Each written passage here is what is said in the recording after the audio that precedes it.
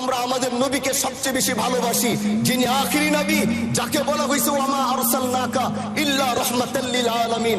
আমরা বারবার দেখছি কিছুদিন পর পর কারা যেন কিভাবে এসে আল্লাহ নবীর শানে কটূক্তি করে, নবীকে নিয়ে অশ্লীল ভাষায় গালিগালাজ করে।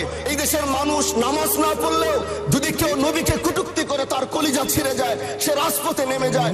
আমি বলবো যারা নবীকে কটূক্তি করে, নবীর নামে গালিগালাজ করে, এদের মৃত্যুদণ্ড, এই আইনটাও যেন বাংলাদেশের এই সংসদ থেকে পাশ করা হয়। মাননীয় স্পিকার, এলাকায় বলেছিলাম যে আমরা ন্যায়ের পক্ষে কথা বলবো, ইনসাফের পক্ষে কথা বলবো।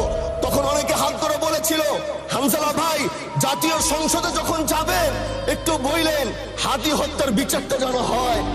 ন্যায়ের পক্ষে কথা বলেছিল, ইনসাফের আওয়াজ দিয়েছিল।